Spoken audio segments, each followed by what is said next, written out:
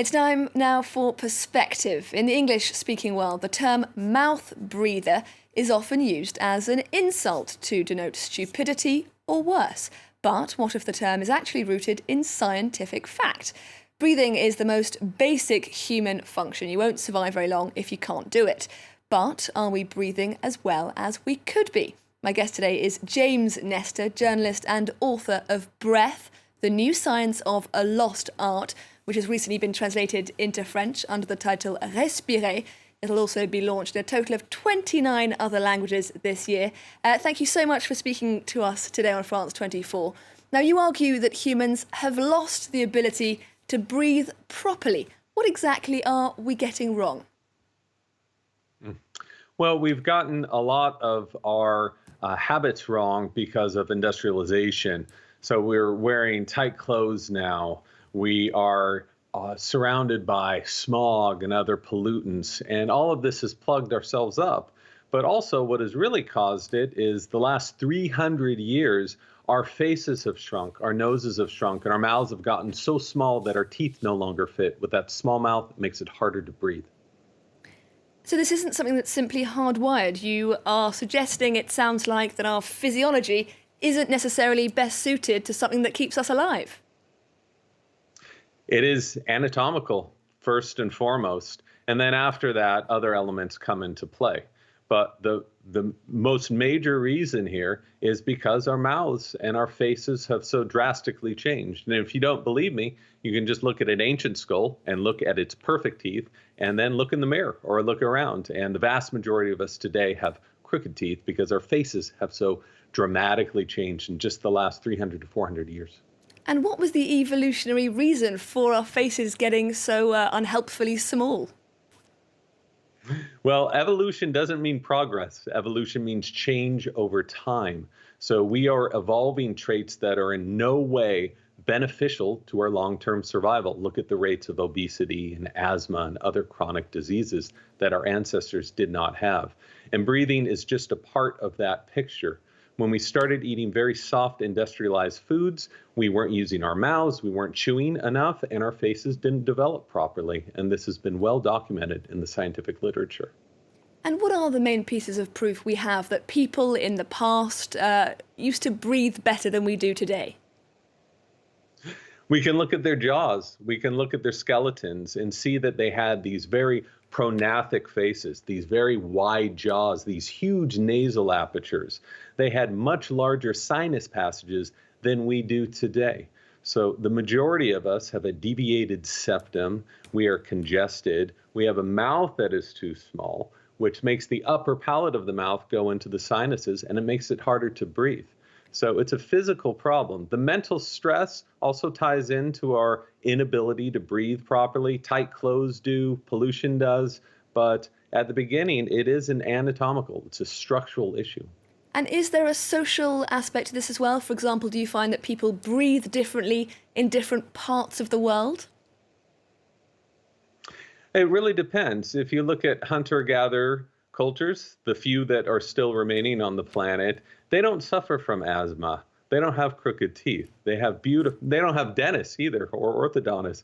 They have beautiful, perfect teeth, and they don't suffer from these breathing issues. So if you're talking about obstructed breathing, we know that our ancestors did not suffer from this on the scale that we're suffering from it now by just looking at their skeletons.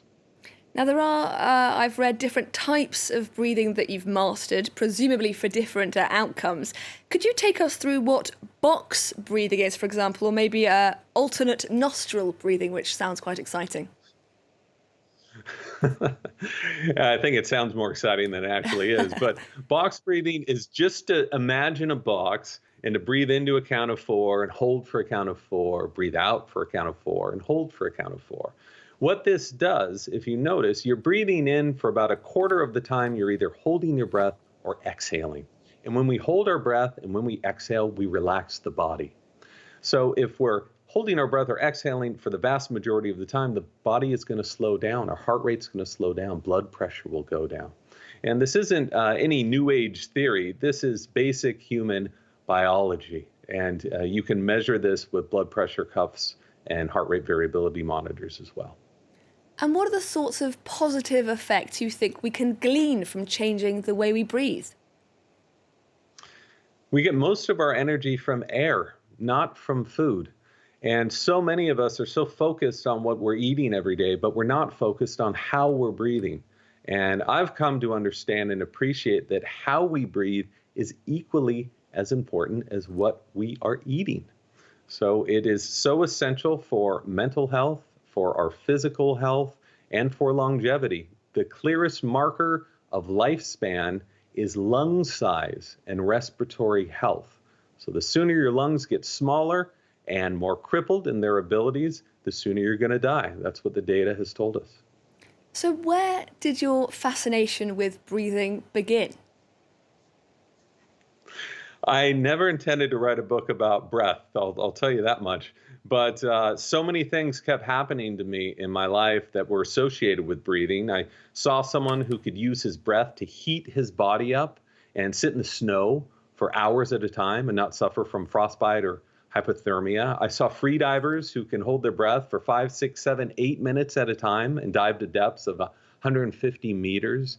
And I saw people who could use breathing to actually bolster their immune function and fight off endotoxins that were shot into their arms. That's a famous study with Wim Hof. And I thought, where else could breathing bring us? Our ancestors wrote several books on the power of breathing, and yet in Western culture, we've almost completely forgotten about it to our detriment.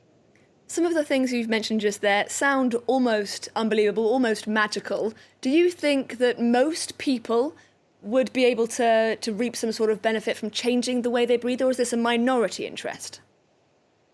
I did not believe these stories when I first heard them. And as a science journalist, I had to go out in the field. But then I learned that these studies were done at Harvard Medical School, a very legit medical institution, and leading institutions around the world. You can see them. You can read the scientific papers. You can look at the videos. It's all over the place.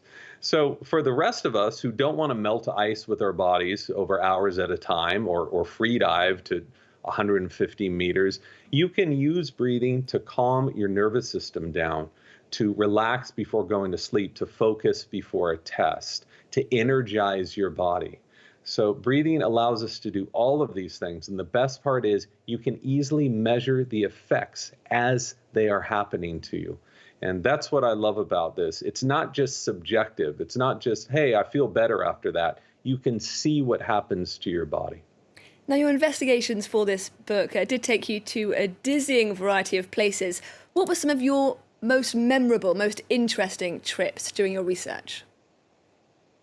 Well, I wanted to see some of these ancient human skulls, and this was before I got access to one of the top labs here in the US that has one of the largest collections of pre-industrial skulls in the world. So I was in Paris at this time, and a friend of a friend hooked me up with some people that had explored the Paris quarries, the catacombs as they're also known.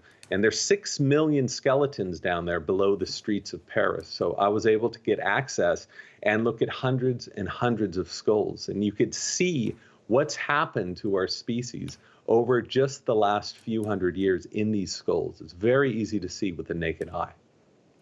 Really fascinating stuff. Thank you so much for speaking to us here on France 24 today, James Nestor, journalist and author of Breath, The New Science of a Lost Art.